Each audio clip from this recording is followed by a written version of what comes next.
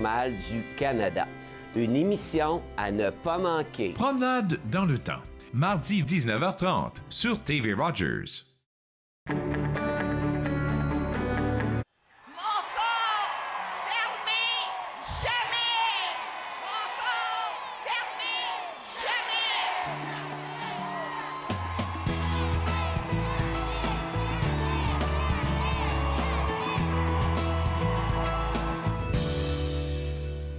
Bonjour et bienvenue, je me nomme Claude-Andrea Bonny et c'est avec un réel plaisir que nous vous présentons cette émission spéciale consacrée entièrement à l'hôpital Montfort. Depuis ses modestes débuts, cette institution s'est toujours distinguée par la qualité des soins offerts, par son personnel dévoué et par son désir d'assurer la pérennité de ses services, et ce, en français. Le grand ralliement de 1997 a marqué un point tournant dans l'histoire de l'hôpital Montfort. Aujourd'hui, nous désirons célébrer et souligner l'apport des bâtisseurs et des artisans qui font de l'hôpital Montfort une institution médicale émergente et incontournable sur le plan national.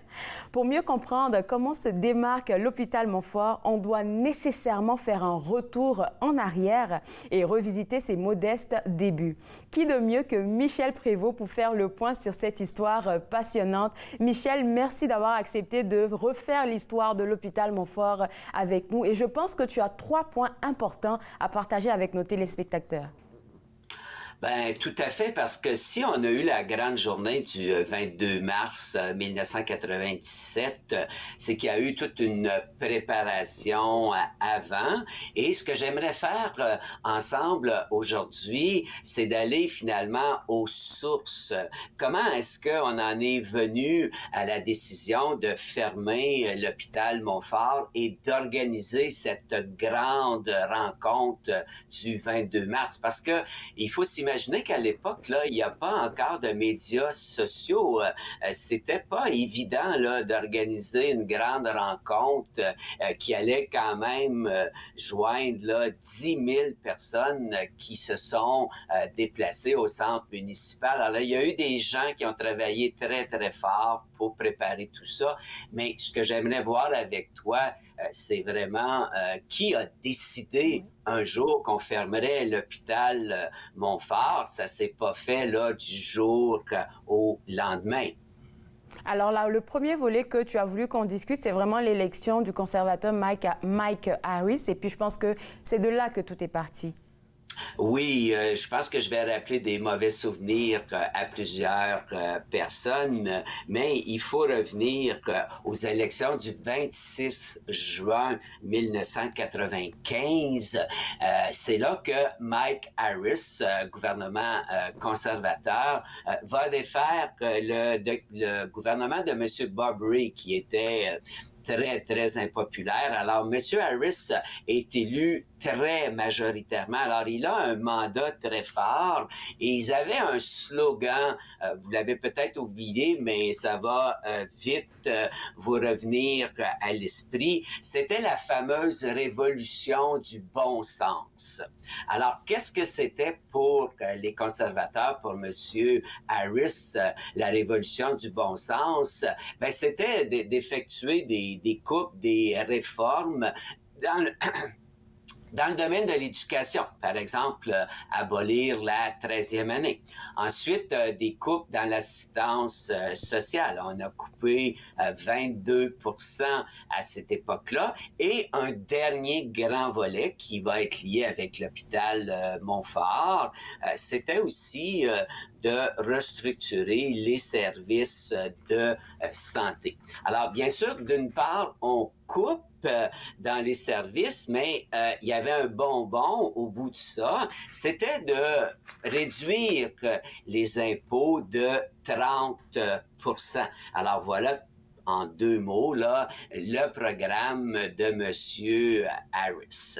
Et pour réaliser son projet de restructuration là, dans les services de santé, en 1996, on va créer la commission de restructuration des services de santé du gouvernement de l'Ontario. Et Monsieur Harris est un très fin renard, un très, très bon politicien. Alors, il mandate le ministère de la Santé de créer cette commission-là, mais il affirme haut et fort que cette commission est tout à fait indépendante et ne doit pas céder ou à des pressions politiques. On va voir comment ça, c'est important, cette astuce. Et il va nommer Monsieur Duncan Sinclair et on va aussi appeler la commission de restructuration des services de santé de l'Ontario la commission Sinclair. Monsieur Sinclair, c'est quand même une sommité. Là, c'est pas un médecin, mais il est dans le domaine de la santé. Il est considéré comme un grand leader et il est très, très associé à l'Université Queen's. Il est le premier médecin à devenir doyen. En fait, premier non-médecin à devenir doyen de la faculté de médecine.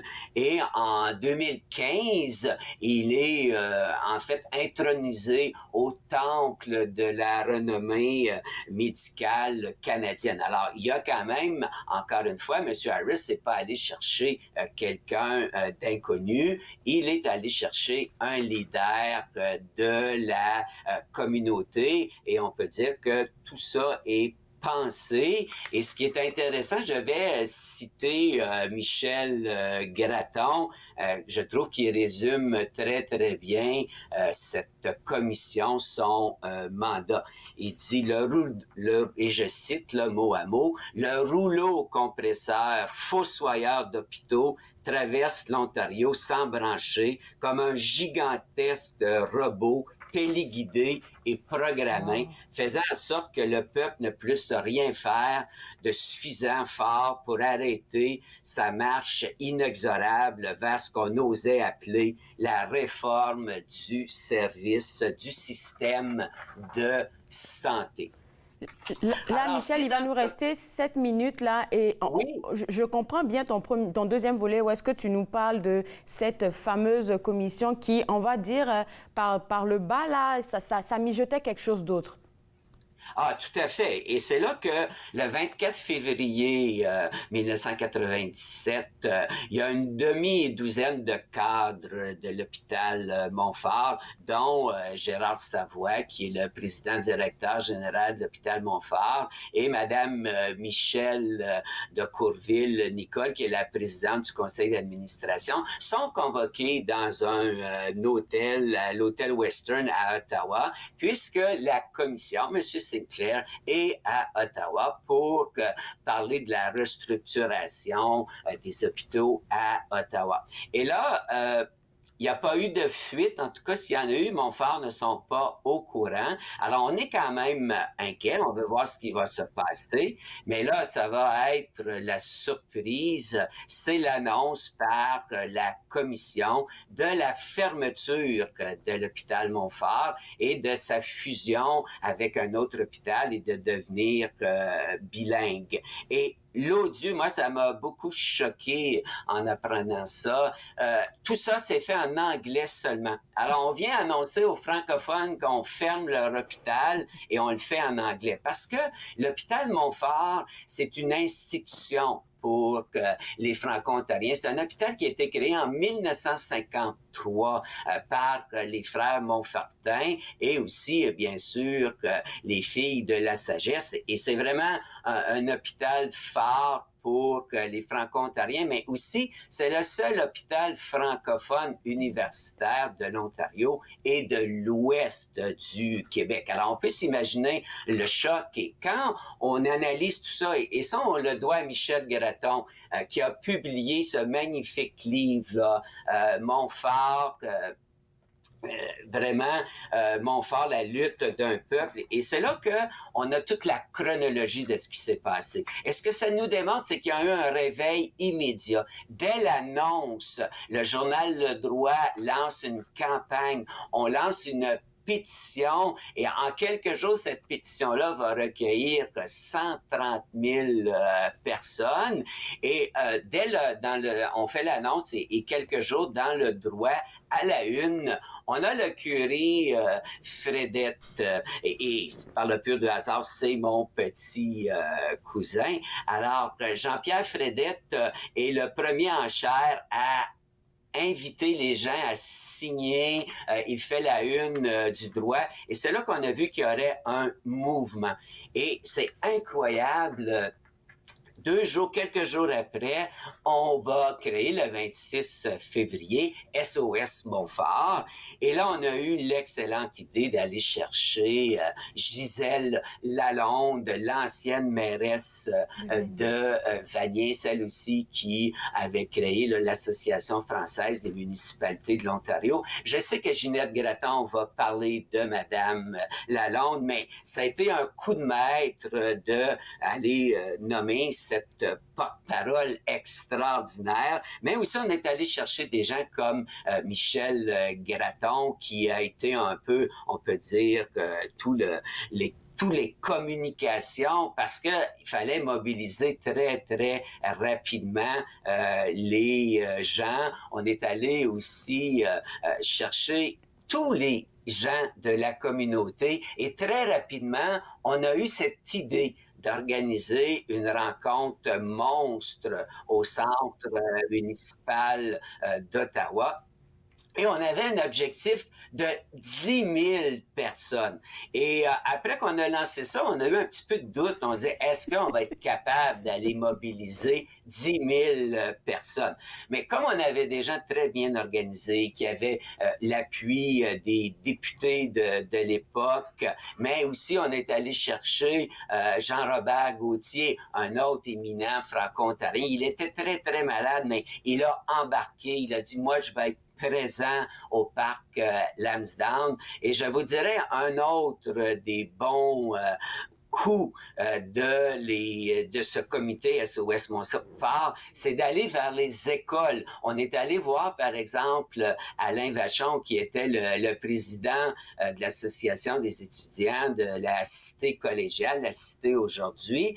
Et en fait, on est allé chercher le milieu scolaire pour mobiliser tous ces étudiants-là. On a déplacé, on est allé chercher ces étudiants, ces élèves dans les écoles. Et on a finalement organisé tout un transport, on pourrait dire scolaire, 250 autobus, mais on est allé aussi vers les aînés, les résidences pour les aînés, et on a vraiment mobilisé toute la communauté. On est allé vers toutes les associations francophones, je dis d'Ottawa, mais on est allé aussi beaucoup vers Prescott et Russell, parce que l'hôpital Montfort dessert la population francophone de l'Est ontarien. Ensuite, on est allé, faut pas oublier, les paroisses.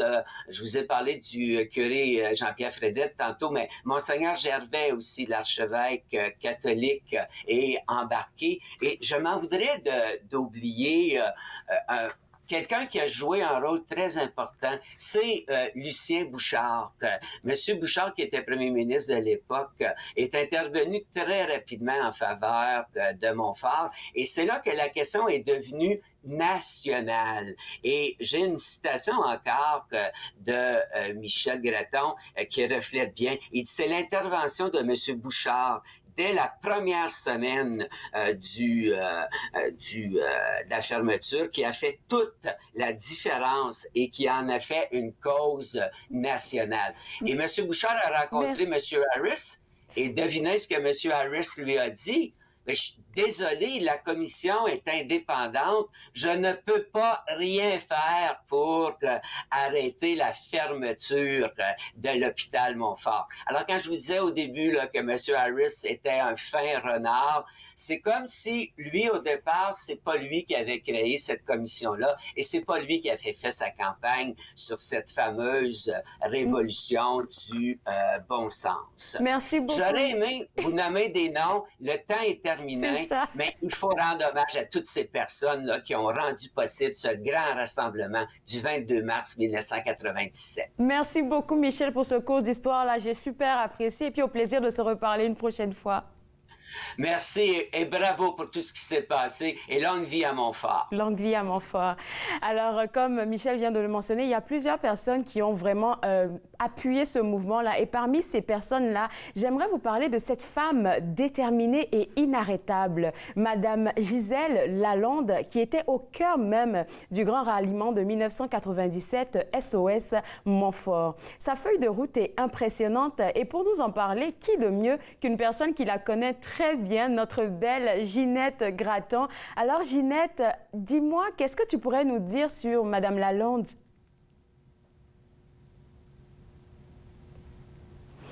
Le temps que Ginette se prépare, j'aimerais ça vous rappeler que cette émission-là, vous devez la regarder jusqu'à la fin parce qu'on aura la chance de parler avec le président directeur général de l'hôpital Montfort qui a pris le temps de nous parler. Alors là, je pense que Ginette est de retour. Alors Ginette, moi, je te demandais, qui était Madame Lalonde? Ben, écoute, Madame Lalonde, c'est ma tante, c'est mon mentor. C'est celle qui m'a donné toutes les chances dans ma vie. Et je dois dire d'entrée de jeu, que Gisèle a perdu son mari. Son mari est décédé il y a 3 jours. Et Gilles, mon oncle Gilles, a été un pilier pour la soutenir pendant les 5 années de la lutte. Alors, je rends hommage tout de suite à mon oncle Gilles, à mon oncle Gérard aussi, qui est le frère de Madame Lalonde, qui est décédé il y a 3 semaines, qui a été une grande inspiration pour elle, qui l'a soutenue tout au long aussi, et qui est décédé aussi il y a 3 semaines. Donc, elle vient de perdre 2 personnes très précieuses dans sa vie. Donc, notre cœur est avec elle. Sincère condoléances. Gisèle était mère de Vanier, comme Michel le disait, mais elle avait ce don de rassembler les gens. Quand elle parle, Gisèle, les gens la suivent.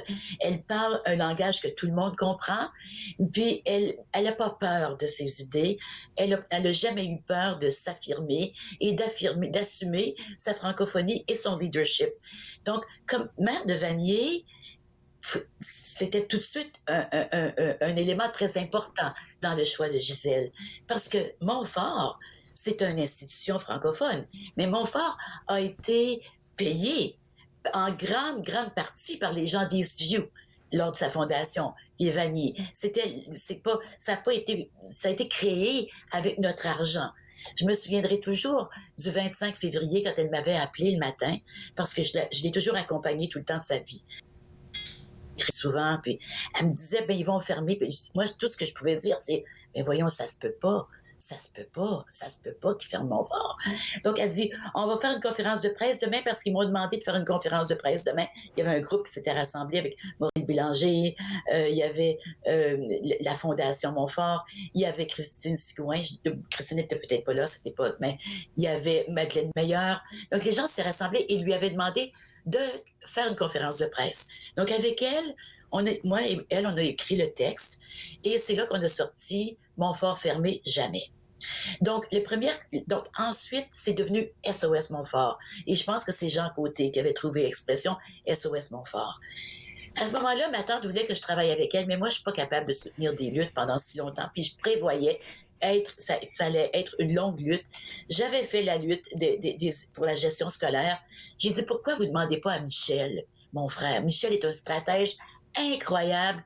Puis, il avait prévu, 1 an avant, que ça allait se passer, ça. Ah oui? Il avait même écrit un texte pour l'hôpital Montfort pour dire, écoutez, il faut être aux aguets parce que la commission de restructuration va vous fermer. Il faut dire que Michel avait été secrétaire de presse de Mulroney, connaît la façon de penser des conservateurs et avait prévu cette décision.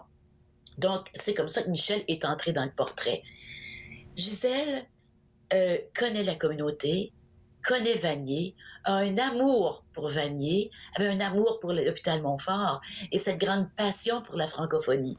Mais ce qu'on n'a pas dit tantôt, ce que Michel a mentionné, c'est que Gisèle venait de sortir de la commission de restructuration scolaire. Et Harris venait de nous donner nos conseils scolaires qu'on n'avait jamais eu avant. Donc, Gisèle était au comité, à la commission, qui nous avait donné nos conseils scolaires. Donc, on s'est dit, ben, qui d'autre que Gisèle Lalonde pour convaincre Mike Harris de garder l'hôpital ouvert? Donc, en plus d'avoir l'appui de la communauté, en plus d'être très articulée, puis d'avoir la passion qu'il faut pour mener cette lutte, elle avait les contacts qu'il fallait à Queen's Park auprès des conservateurs pour essayer de faire changer cette décision. On sait que ça n'a pas été facile. 5 ans à tenir le flambeau. Écoute, si on parle, par exemple, du grand ralliement. Le grand ralliement du 22 mars, moi, je me souviens, elle m'avait appelé, elle m'avait dit, bon, là, faut organiser un grand rassemblement, là. Il faut avoir bien du monde, là. Puis c'est comme ça qu'elle parle, là. Bien du monde. Au centre municipal. J'ai dit, au centre municipal, êtes-vous sérieuse? Elle dit, oui. Là, tu vas nous aider. Là, on prenait le bottin téléphonique, qui était épais à l'époque, le bottin téléphonique était épais comme ça. On passait, on était tout un groupe, on descendait les colonnes, et quand il y avait un nom francophone, on l'appelait pour leur dire, voulez-vous venir au grand rassemblement? C'est important. On a besoin de vous là. En plus de ça, il y a eu des contacts auprès des autres groupes d'aînés, auprès on voit des images du grand rassemblement. Tu sais, Claude, c'est la première fois qu'on voyait le drapeau flotter de façon aussi évidente. On n'avait jamais vu, on savait qu'on avait un drapeau, mais c'est la première fois où le drapeau était utilisé. Si on voit André Lortie ici, qui était la présidente de la cité collégiale à l'occasion. Tout le monde était là. Et ça a dépassé tous nos espoirs. Puis, quand Gisèle dit qu'à un moment donné, je pense qu'on a eu un moment où elle va dire que dans les clips que vous avez, qu'elle dit qu'elle n'a rien vu. Elle voyait rien. Premièrement, il y avait toutes les lumières qui l'illuminaient, donc elle ne pouvait pas voir la foule. Mais elle ne pouvait pas s'imaginer que c'était vrai qu'on avait rassemblé au-delà de 10 000 personnes dans l'espace de 2 semaines. Wow. Donc, ça n'avait pas été long. Là, puis on n'avait pas, comme Michel disait tantôt, on n'avait pas de médias sociaux, il n'y avait pas de Facebook, on n'avait même pas de site Internet. On faisait tout à la main. Donc, le grand ralliement a été un point tournant le 22 mars, il y a 25 ans. Mais après ça, je pense qu'il faut donner le crédit au quotidien Le Droit aussi, qui est sorti un peu de sa neutralité qu'on s'attend des médias habituellement pour endosser la cause et demander et initier la grande pétition qui a rassemblé, comme Michel disait, 130 000 personnes. En plus au-delà de 100 000 $. Donc, après le grand ralliement, c'est bien beau ça, mais c'était au tout début. C'était pas fini, là. On l'avait pas gagné encore. Il fallait décider qu'est-ce qu'on fait. Je me souviens d'une rencontre qu'on avait eue avec Ronald Casa. Et moi, je sortais des luttes pour la gestion scolaire où si on avait gagné, c'est parce qu'on était allé devant les tribunaux. Et j'argumentais beaucoup qu'il fallait aller devant les tribunaux. Et j'étais pas seule. Et Ronald a pris la cause. Et Ronald était jeune, mais je pense qu'il avait à peine 35 ans pour prendre une cause aussi importante que celle-là. Et il l'a mené de façon de maître, il faut dire. Donc, il y avait toute la stratégie communautaire, il y avait la stratégie juridique, il y avait une autre stratégie qu'il ne faut pas oublier non plus. Et c'était la stratégie politique. Que tantôt, Michel mentionnait l'appui de Lucien Bouchard. On a eu l'appui de la Société Saint-Jean-Baptiste du Québec. Écoute, on ne s'était pas parlé, franco-ontariens et québécois, depuis la fin des années 60. On s'ignorait, on savait qu'on existait, mais jamais qu'il y avait eu d'appui. Quand on était allé devant les tribunaux pour la gestion scolaire, jusqu'en Cour suprême dans le Comaillé, le Québec était intervenu contre nous. Donc, c'était qui est allé chercher l'appui des Canadiens à travers le Canada, des anglophones, des francophones, de tout le monde? C'est Michel. C'est Michel, il a fait plus que des communications. Il a fait toute la stratégie politique derrière. Pendant 50 ans, il a gardé ça dans les médias. Parce qu'à chaque fois qu'il y avait le voici, mon petit frère qui est décédé en 91, et qui a écrit un livre merveilleux, qui est Montfort, la lutte d'un peuple. Là, on a vu tantôt une couverture qui est une couverture un petit peu plus... Celle-là, c'est la couverture originale. On voit Gisèle qui est devant les 100 000 personnes, les 10 000 personnes au centre municipal le 22 mars. Et Michel a appelé les Franco-Ontariens un peuple. C'est la première fois qu'on se disait un peuple. On s'était jamais dit un peuple avant. Et tout le langage, tous les appuis, tout était tourné vers une stratégie médiatique, une stratégie politique, une stratégie communautaire. Mais il y avait la stratégie juridique aussi. Il fallait aller devant les tribunaux, il fallait trouver de l'argent. Donc, on a une photo, je pense, de l'équipe juridique avec Ronald Casa, Marc, j'oublie. On voit sur cette photo Madame Lalonde, bien sûr. On voit aussi Michel de Courville-Nicole et Gérald Savoie. Écoutez, Gisèle était l'inspiration. Gisèle était celle qui était en avant. Gisèle était Madame SOS Montfort. Et c'était elle qu'on regardait. C'était le point de ralliement des gens. Mais en arrière, il y avait Gérald Savoie et il y avait Michel de Courville-Nicole. Il fallait garder les médecins. Parce qu'un hôpital sans médecin, un hôpital sans professionnel, ça donne rien. C'est Gérald Savoie qui a réussi à garder tout son monde sur place. Ils sont pas partis. Ils sont restés pendant 5 ans, sans savoir, en pensant qu'elle était pour être coupée et qu'elle allait disparaître. Donc, chapeau à Gérald. Michel de Courville-Nicole, qui a tenu son conseil d'administration ensemble, a appuyé, on la voit ici, avec Gérald et avec Gisèle. Michel, c'est merveilleux ce qu'elle a fait. On n'en parle pas suffisamment du rôle de Michel de Courville-Nicole. Elle était là, elle aussi. Donc, il y a eu beaucoup d'autres personnes aussi, bien sûr, mais c'était les principaux acteurs sont là. On voit aussi, bien sûr, Maureen Bélanger. Maureen a été instrumentale aussi. Lorsqu'elle dit, écoutez, il faut aussi parler de la formation. C'est bien beau garder un hôpital, mais il faut avoir la formation, il faut reconnaître la formation en français des professionnels de la santé. Et c'était un des points aussi qui nous a permis de gagner devant les tribunaux. Et c'est un des points qu'on s'est appuyé sur l'article 27 de la Charte, je ne sais pas lesquels, des articles de la Charte. Et le jugement de cour a été une confirmation que les minorités linguistiques ont droit plus à l'hôpital Montfort, à leurs institutions et à la formation pour pouvoir avoir l'expertise dans les institutions. Je suis en émerveillement, Ginette, devant toute cette histoire-là.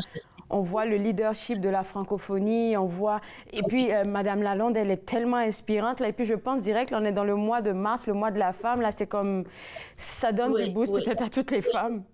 Je pense que vous avez un clip très révélateur de Gisèle, une entrevue qu'elle a donnée, je ne sais pas, en 2002, je pense, après la décision de la Cour d'appel, la Cour d'Ontario, de garder l'hôpital ouvert. Et le gouvernement avait décidé à ce moment-là de ne pas faire appel parce qu'il savait que fallait pas s'attaquer aux francophones parce que ça peut peut-être être dangereux politiquement. Donc, vous avez un clip, je ne sais pas si on peut le voir, le clip où Gisèle parle de son rôle. Vous savez, la manifestation, moi, là, je ne l'ai pas vue. Je vais vous dire franchement, là, d'abord, j'étais en arrière pour commencer. J'ai été nerveuse parce que je me disais... mon Alain Dexter voulait nous aider à CGRC. Puis il disait toujours, mais moi, je peux pas voir pourquoi Mme Lalonde a été prendre le grand Lansdowne, imaginez-vous, la salle...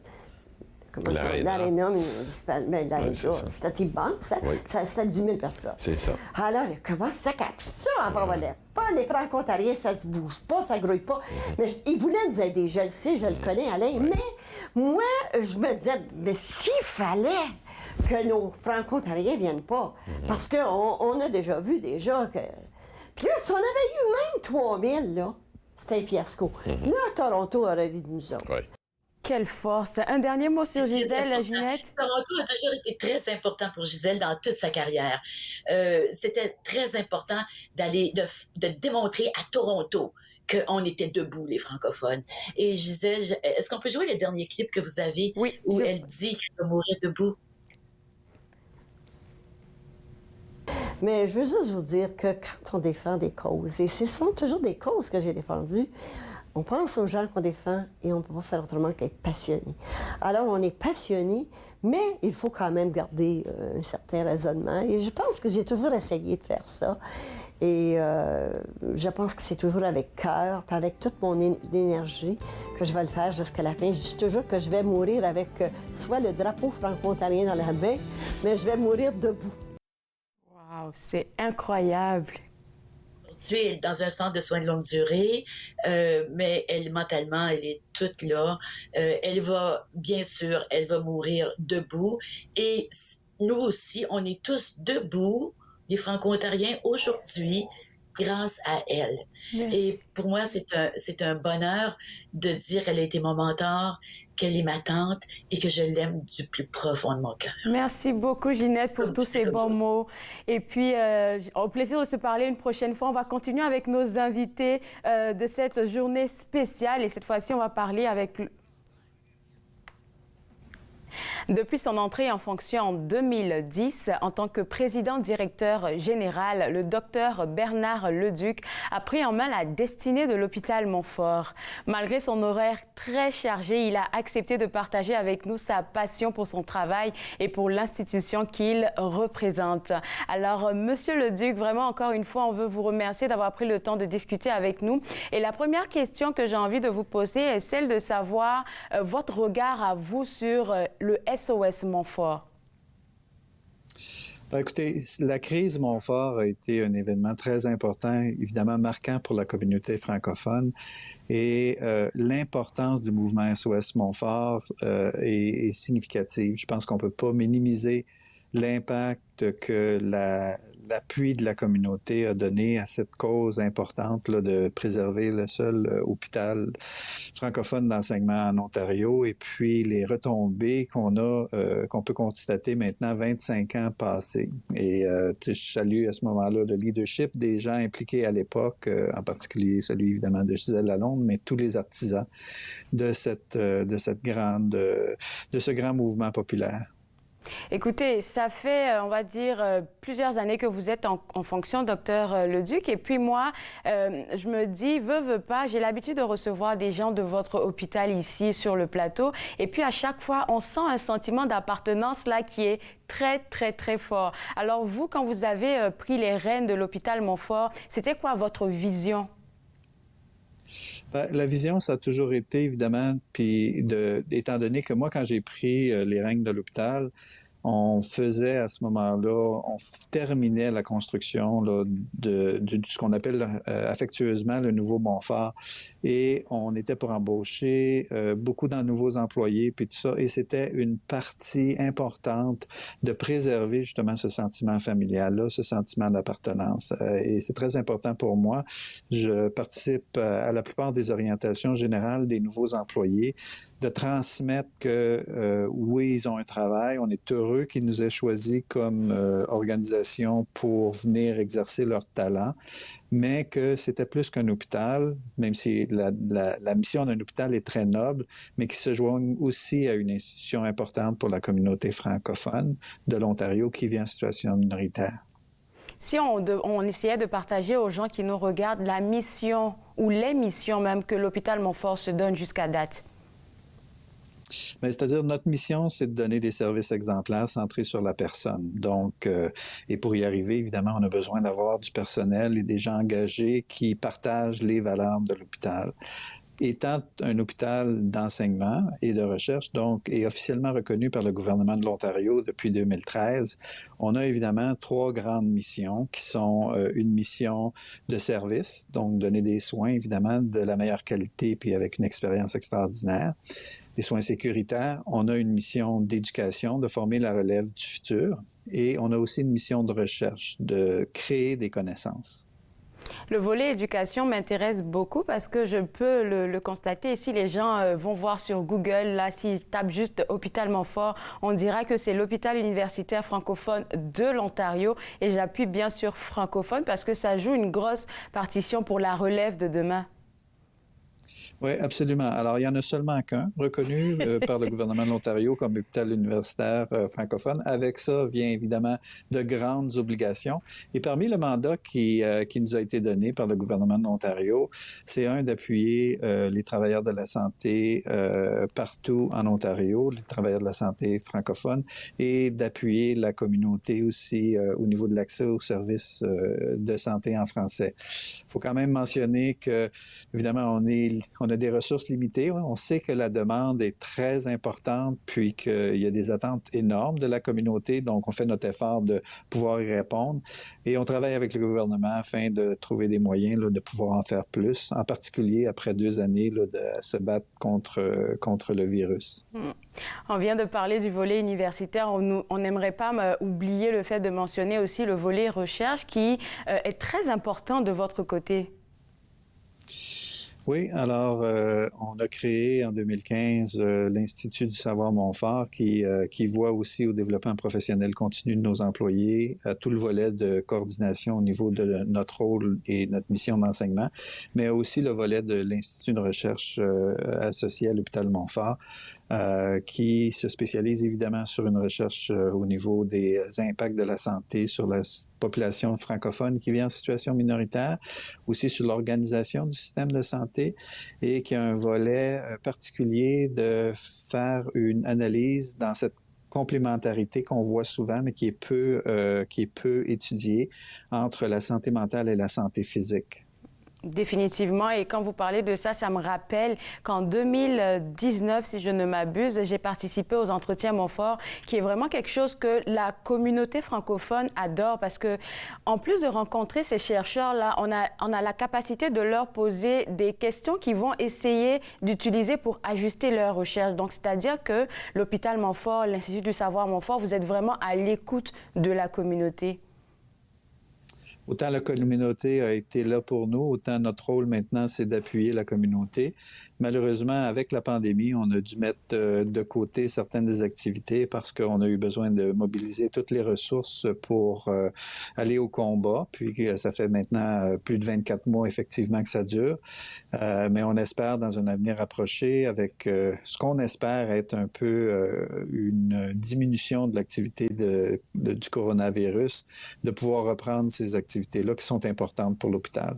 Alors, si on parlait un peu de cette fameuse pandémie, on ne veut pas toujours en parler, mais ça revient sur la table, surtout qu'on parle de l'hôpital Montfort. Comment vous avez vécu ça avec vos employés et comment vous avez réussi à vous réajuster jusqu'à aujourd'hui?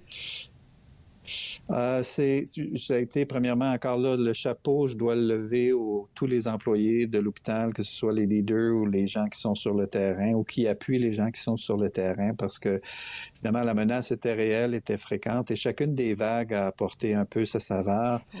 Donc, il faut s'adapter en fonction, évidemment, de ce que c'est. Puis même si là, maintenant, on connaît le virus, on connaît l'implication que ça a sur les patients quand ils viennent chez nous, mais il y a toutes sortes de retombées. Cette dernière vague-là a été particulièrement importante sur l'atteinte et le nombre de personnels, médecins, étudiants qui ont été affectés eux-mêmes par le virus, donc qui ont été malheureusement dans l'impossibilité de venir travailler à l'hôpital pendant une période de temps parce qu'ils étaient là. La transmission communautaire a été beaucoup plus importante et rapide et fulgurante que ce qu'on a vécu avec les autres vagues. L'hôpital s'est rapidement mobilisé pour ouvrir 2 centres de prélèvement, un à Héron, un à Réfriel, pour pouvoir donner accès aux gens à des tests. L'hôpital s'est aussi rapidement mobilisé en fonction des différentes directives pour s'ajuster à la réduction d'activité, à essayer de reprendre l'activité et de faire un peu malheureusement le yo-yo parce qu'on sait qu'il y a des gens qui attendent d'avoir des soins qui ont dû attendre un peu plus. Puis on va évidemment s'efforcer à tenter de rattraper ce retard-là dès qu'on le pourra. Et vous n'avez pas arrêté de lever votre chapeau à tout votre personnel. Et puis nous aussi, on veut les remercier pour la résilience par-dessus tout ça. Il faudrait qu'on en parle. Vous avez été vraiment résilient ces 24 derniers mois. Oui. Je vous dis pas que c'est facile, mais encore là, chapeau aux gens qui sont là, qui se présentent, qui font des chiffres ou des camps de travail supplémentaires, pour appuyer leurs collègues, pour être là pour la population. Le système de santé en Ontario vit vraiment une crise de ressources humaines maintenant en santé qui va malheureusement perdurer plusieurs années, une décennie certainement avant qu'on puisse avoir formé les gens puis qu'on ait gardé les gens qui sont déjà dans le système pour donner des soins de qualité. Et ça nous oblige aussi à regarder et reconsidérer la façon qu'on donne les soins. Selon l'Association des infirmiers et infirmières de l'Ontario, il manquait avant la pandémie 19 à 20 000 infirmières dans le réseau en Ontario, si on se compare à la moyenne du Canada. Donc, on ne pourra pas former ces gens-là rapidement dans une année ou deux. Donc, il y a une période de transition où les organisations, en particulier Montfort, puis c'est un peu plus important à Montfort parce que le fait qu'on doit recruter du personnel bilingue, évidemment, nous limite un peu dans le pool ou la quantité d'applicants qu'on peut avoir pour un poste, étant donné qu'on a cette obligation linguistique-là d'avoir du personnel bilingue. Mais on y travaille, puis on ne lâchera pas le morceau, comme on dit, là, tant et si longtemps qu'on ne pourra pas y arriver. Et pour y travailler, vous y travaillez fort. Je me rappelle encore une fois que j'ai reçu il y a peut-être 1 mois et demi un de vos collègues qui venait ici pour inviter les gens à vraiment intégrer la base des employés de l'hôpital Montfort. Il y a plein d'informations sur le site web pour ceux qui sont intéressés. Donc, on a besoin de vous, les gens de la communauté francophone et bilingue. Vous êtes invités, si vous avez les aptitudes, à travailler à l'hôpital Montfort. Vous avez levé votre chapeau, Dr Leduc, à tous vos employés, à vos collègues, mais il faudra vous lever le chapeau à vous aussi. Parce que de 2010 à aujourd'hui, là, vous avez eu beaucoup de reconnaissance nationale et internationale. Oui, mais comme je dis, c'est pas le fruit de mon travail exclusif, c'est vraiment le fruit de toute la communauté, de tous ces gens d'exception qui sont engagés dans la mission. On est reconnu tout récemment, évidemment. Ça fait plusieurs années maintenant qu'on fait partie des top hôpitaux en recherche, des top 40 hôpitaux de recherche du Canada. Et ça fait quelques années maintenant qu'on fait partie aussi avec de la reconnaissance de la prestigieuse revue Newsweek, comme faisant partie des 100 meilleurs hôpitaux au Canada. Puis, on monte les échelons à chaque année. Et cette année, on est situé au 55e rang. Donc, on est fiers de ça. Puis, on fait partie des meilleurs hôpitaux au monde. Alors, évidemment, on n'est pas peu fiers. On est au contraire très, très content du chemin parcouru, mais on ne s'assoit pas sur nos lauriers, puis il reste encore des possibilités encore de grimper puis de s'améliorer. Alors, si je vous posais la question de savoir, c'est quoi, en tant que président, directeur général, vos prochains défis, et pour vous-même et pour toute l'équipe? C'est de passer à travers cette vague-là, je pense, de pandémie pour qu'on puisse recentraliser nos efforts sur les objectifs qu'on s'était fixés avant la pandémie. Les prochaines années, comme je l'ai expliqué, vont être vraiment concentrées à avoir suffisamment de personnel qualifié bilingue pour donner des services, à développer de nouveaux modèles de soins. Je suis quelqu'un qui croit philosophiquement au partenariat avec les gens en communauté. Les patients ne veulent pas nécessairement venir à l'hôpital autant que possible, donc si on est capable d'appuyer leur cheminement, leur rétablissement à domicile avec les outils technologiques. Oui. Donc, je pense que ça, c'est la voie du futur au niveau du système de santé, la collaboration avec les partenaires, puis essayer de traiter les gens le plus souvent près du domicile que possible. Écoutez, l'hôpital Montfort, là, je le remarque, là, c'est la première fois qu'on se parle à un excellent président, directeur général et à l'écoute de ses employés. Gentil. Je vous souhaite bon succès pour la suite et pourquoi pas vous parler une fois de plus à l'émission Entre nous. Tout à fait. Je suis très ouvert à revenir vous parler. Ça me fait plaisir. Ça a été une entrevue agréable. Et encore là, étant donné qu'on célèbre les 25e anniversaires là, de tout le mouvement de solidarité envers l'hôpital, merci à la communauté. Puis on est là pour vous. Puis on espère qu'on ne vous déçoit pas. Non. Je pense que vous ne les décevez pas du tout. Merci beaucoup, Dr Leduc. Merci. Bonne journée. Notre prochain invité a une passion pour les archives et les faits historiques. Et cette passion n'a d'égal que de ses grandes connaissances des événements qui ont marqué notre région. On lui a demandé de nous faire un portrait global du grand ralliement de 1997, l'événement qui allait changer le destin de l'hôpital Montfort. J'accueille notre Jean-Paul Moreau. Jean-Paul, j'ai hâte d'entendre tout ce que tu as à nous dire aujourd'hui. Merci, Claude Andréa. Pour commencer, je tiens à préciser une chose.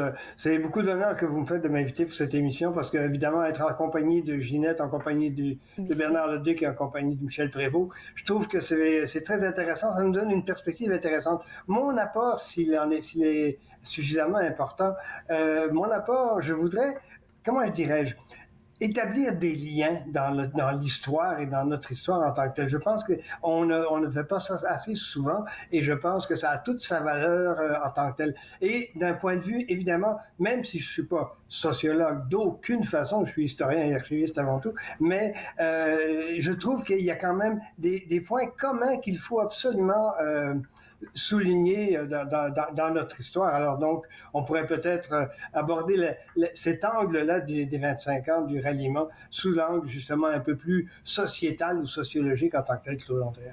Et pour parler de ce contexte social, là, tu as voulu mettre en avant 3 personnages, donc Gisèle Lalonde, M. Bélanger, et aussi on va parler, ça c'est ton domaine, là, on revient un peu comme à la chronique, là, le volet musique, mais on va aller avec Mme Lalonde. Oui, effectivement. Alors, peut-être qu'on pourrait commencer par une chose avant qu'on ne passe à l'extrait, Monsieur le réalisateur. Simplement mentionner une chose, j'ai fait un constat, et peut-être que Michel Prévost ne sera pas tout à fait d'accord avec moi là-dessus, ça fait partie de l'histoire, bien sûr, mais je trouve qu'il y a... comment je dirais, une chose qu'il faut établir en partant, c'est-à-dire qu'avant le grand ralliement et avant l'épisode de SOS Montfort, mais particulièrement le ralliement, avant ça, la société franco-ontarienne était une société qui demandait des choses en espérant les obtenir, mais avec une certaine affirmation sans que ce soit très prononcé. Je pense, par exemple, évidemment, à la naissance de l'ACFO en 1910, je pense au règlement 17, je pense à l'épisode, par exemple, des constats d'infraction de circulation, je pense, par exemple, aussi à l'épisode de Sudbury. Bon, tout ça me fait dire, et peut-être que je n'ai pas raison, mais tout ça me fait dire une chose, c'est que, justement, on était avant tout une société de demandeurs en espérant qu'on allait obtenir quelque chose et que, bon, et ça se faisait pas nécessairement sur un plan d'ensemble, mais peut-être plus sur un plan local, un plan régional en tant que tel. On faisait de petits gains à gauche et à droite que l'on demandait en espérant qu'on les a obtenus.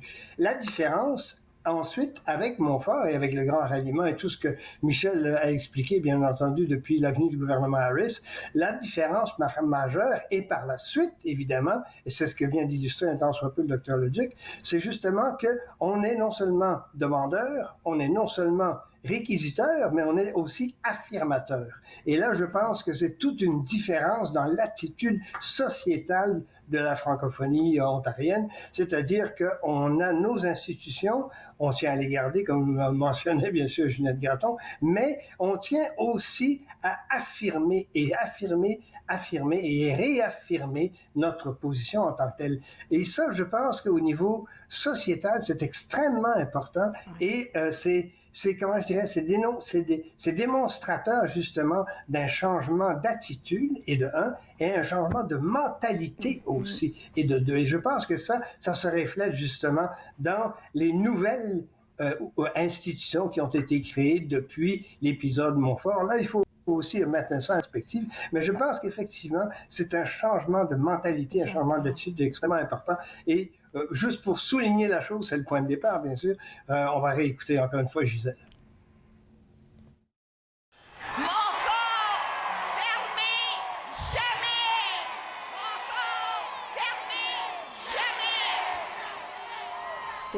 C'est exactement qu'est-ce que tu dis là. Et puis, Ginette l'a mentionné, Michel aussi l'a mentionné. En ce temps-là, il n'y avait pas de médias sociaux, il n'y avait pas de site Internet. Mais je regarde le nombre de personnes qui sont venues soutenir la cause. Je me dis, OK, c'était fort ça. On peut se poser la question, est-ce que, évidemment, il y a eu une mobilisation, on peut pas nier ça, c'est sûr et certain, mais il y a eu une mobilisation qui a été, comment je dirais, est très intéressante. D'ailleurs, toi et moi, Claude Andrea, avons assisté à un certain nombre de rassemblements du genre, 1er décembre, par exemple, pour l'Université franco-ontarienne, à Ottawa, entre autres. C'était très signifiant, ça aussi, de ce côté-là. Le rassemblement qu'il y a eu aussi pour l'inauguration de la Maison de l'Ouest, où toi et moi, nous étions également, c'était vraiment... Et ce sont des événements qui sont... comment je dirais, initiateur de d'autres choses. Et je pense que ça, c'est peut-être la perspective qu'il faut donner à ce mouvement-là.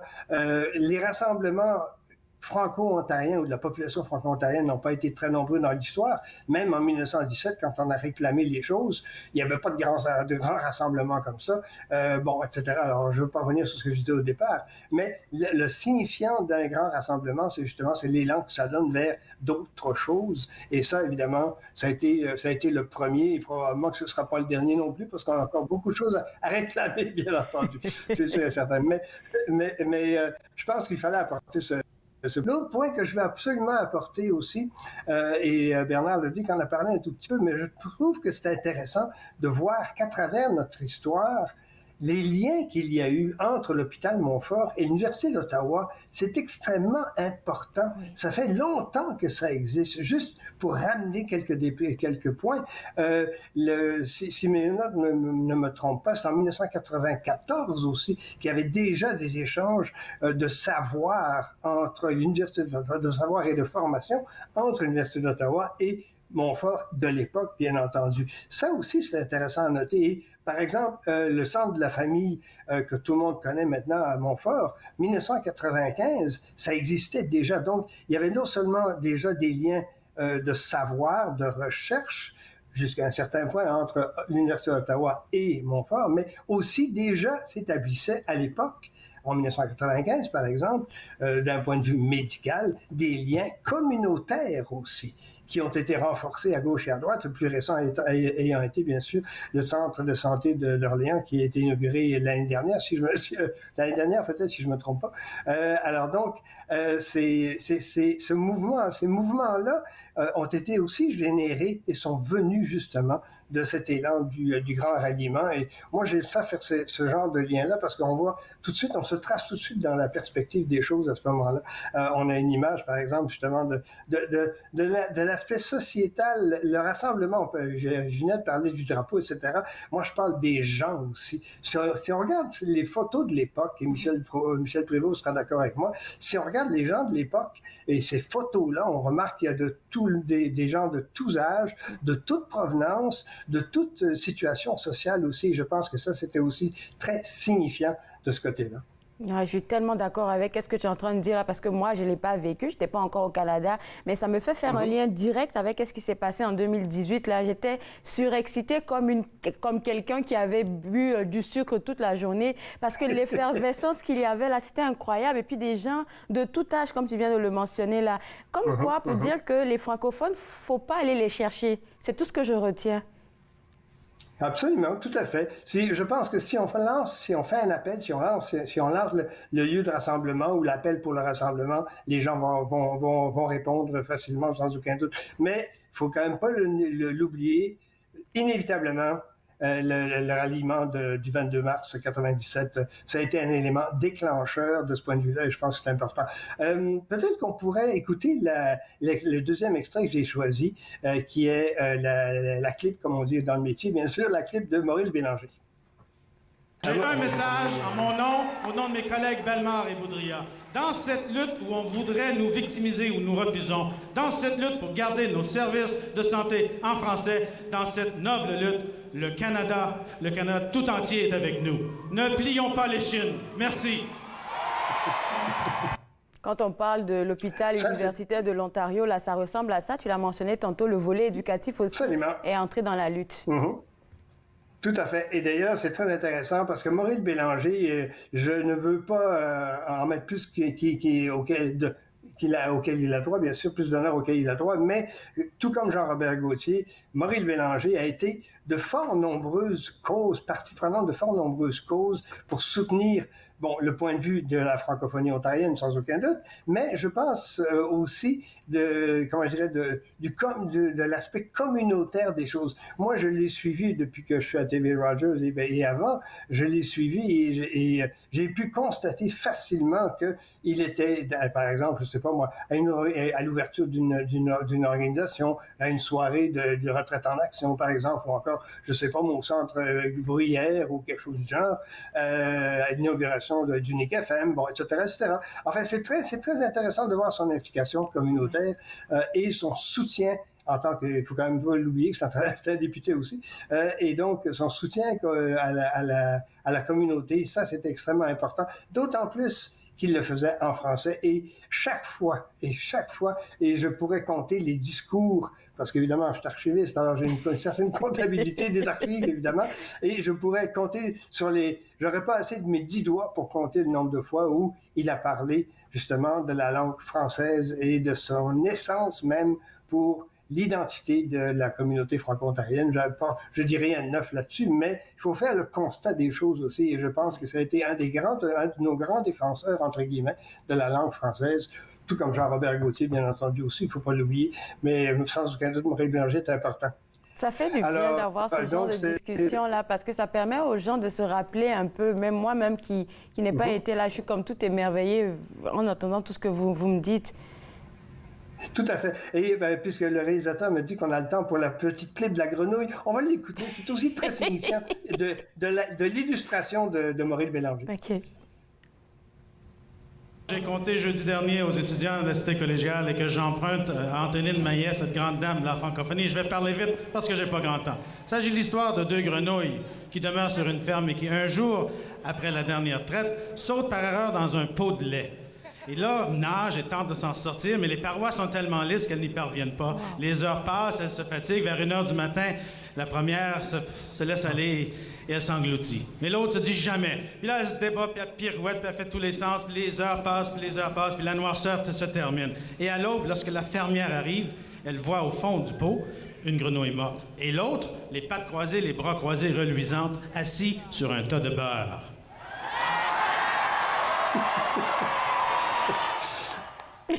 Illustration, belle histoire, mais qui illustre beaucoup justement notre situation. Je pense que c'était très coloré, très représentatif justement de la chose. Le temps passe, mais je veux absolument qu'on passe la dernière petit extrait justement de la chanson. Laisse-moi pas tomber, je veux juste guérir. C'est là que je suis né, c'est là que je veux mourir. Laisse-moi pas tomber, ça va faire mal. Je te lance un cri d'alarme. On veut fermer mon hôpital. Pour délier le champ des premiers soins à l'accouchement. Pour délier le genre adulte et jeunes enfants. Le monde artistique, Jean-Paul, n'a jamais été tellement loin dans ce genre de rassemblement et de mouvement-là. Tout à fait. Et le monde artistique a été très présent. Et d'ailleurs, c'est pas nouveau. En 1910, lors de la fondation de l'ACFO, on avait déjà une chanson. En 1917, je pense pas qu'il y ait une chanson qui a été écrite à ce moment-là, mais il y a eu des chansons qui ont été écrites sur, bien sûr, le règlement 17. Par exemple, pour la dernière inauguration de la Maison de l'Ouest, qui était le chanteur et quel était l'artiste qui était là? Yao, évidemment. Mélissa Ouimet était là lors du rassemblement du 1er décembre. Alors, je pourrais dire, et c'est une affirmation un peu grossière que je fais, mais je pense qu'on pourrait dire que malgré tout, malgré les luttes, malgré les retards, si on peut s'exprimer de cette façon-là, il faut que ça finisse par une chanson, parce que nos chansons sont également extrêmement rassembleuses. Et je pense qu'effectivement, tout devrait et tout peut se terminer par une chanson. C'est le cas de notre histoire et bien sûr de l'histoire de ce grand rassemblement. Écoute, ça m'a fait plaisir de discuter avec toi. Je suis sûre que tu as pris plaisir aussi à écouter nos autres intervenants aujourd'hui parce que ça nous ramène vraiment là-dedans. Je ne sais pas comment le dire, là. Je suis tellement... En tout cas, merci beaucoup, Jean-Paul. Là, tu as apporté un beau volet sociétal là, que j'ai apprécié. Au plaisir de se parler une prochaine fois. Tout à fait, merci bien. Alors, pour vous autres à la maison, j'aimerais ça vous rappeler qu'aujourd'hui, on a eu cette émission spéciale. Là, je suis sûre que vous avez pris plaisir, tout comme moi, à écouter tous nos intervenants, nos invités spéciaux de cette émission spéciale. Là, j'aimerais ça vous rappeler aussi que le dimanche 27 mars, on aura toute une programmation dédiée entièrement aussi à l'hôpital Montfort. Et j'aimerais ça prendre le temps de vous remercier encore une fois d'avoir pris le temps de nous suivre pour cette émission spéciale-là. Et remercier nos collaborateurs, dont Michel Prévost, Ginette Gratton, Jean-Paul Moreau et bien évidemment le président directeur général de l'hôpital Montfort, le docteur Bernard Leduc. De la part de tous les francophones, longue vie à l'hôpital Montfort. Faites-nous part de vos commentaires en composant le 613-521-2323 par courriel sur Facebook et Twitter.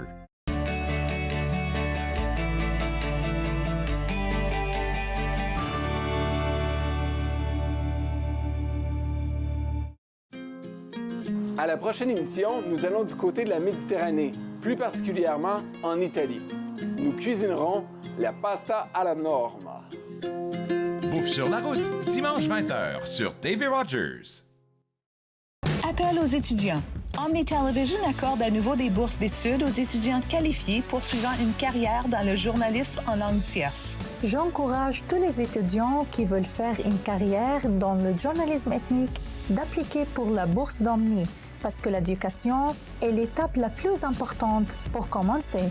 Omni propose des émissions d'actualité produites localement et des bulletins d'information nationaux quotidiens diffusés en 6 langues. Détails sur le web. Je vous invite à écouter et à voir Encore jeune, une émission et un magazine pour les aînés, un magazine de grandes choses constitué de toutes petites choses. Encore jeune, dimanche 19h sur TV Rogers.